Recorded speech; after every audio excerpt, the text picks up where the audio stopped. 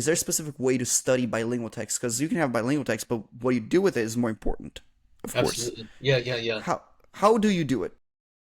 You can find bilingual text for, a very difficult language like Sanskrit or Chinese. If, it has a Mm-hmm. different alphabet, a different script, that's one way. You can find bilingual text for, a relatively transparent language like basically an Assimil method is a bilingual text for, for Yes. learning and teaching. So, there's a wide spectrum of it, but you have to start with your level of comprehension. I always found that bilingual texts are really good for, you know, there's so many sort of stages of using them. I mean, if I'm a Mm-hmm. true beginner, I can read, say, the English side one sentence at a time and then go over to the foreign language and compare and contrast and try to figure out where things are.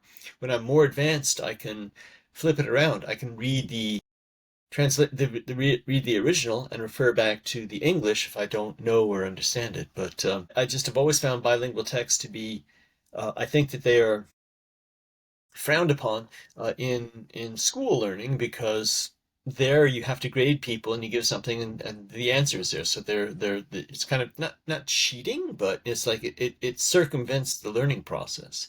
But if you're an autodidact, if you're teaching yourself a language, and you have the maturity to like actually learn from it, I think that bilingual texts save you an inordinate amount of time in terms of looking stuff up in dictionaries and misunderstanding and the like. So yeah, there are various ways. I kind of refer to it, bilingual text would be almost good if there was some way to go into our brain and cut it in half. So you can literally, ideally, if you could put a finger under each line and you could track each line with a different eye.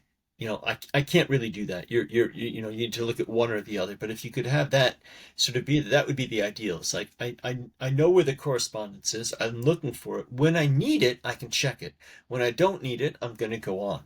So to me, it's they're bilingual texts. I think are bilingual text, interlinear text. These kind of things are just sort of really under underestimated, underused in Yeah. autodidactic language learning. I taught private classes for some time in the past, and I had a handful of students. We would analyze bilingual text, and the most common thing that I got from them while we were together was, okay, this is in Portuguese and this in English. What am I supposed to do again? Like they literally did not know what they were supposed to do. We were like, okay, I'm reading, but like, what am I supposed to do? Like, it's. I think what was going on in their mind is they were looking for something to do in with that bilingual text, and I think that we as language learning learners, polyglots, who know what we're supposed to do, we already know. But I'm thinking of that person who is a true beginner, not even in just the language, but also the language learning process. Like I said, track the sentences. Track. Find sentence here, okay? Read the sentence in English. You know what it says. Read the sentence in the foreign language. You're saying the same thing. Read it again in English. You know what it says. Read it again in the foreign language. You're saying the same thing. Read it again in the foreign language. What did you just say? You know what you just said. Then break it down. Look at it. Oh, this word must be that. This word must be that. Oh, I don't know where this is. This fits here. I don't need to fix everything right away. I don't need to ascribe everything. But if I can make some correspondences, make some understanding, I would say that. So that would, somebody who has no idea, I would say that's where you start.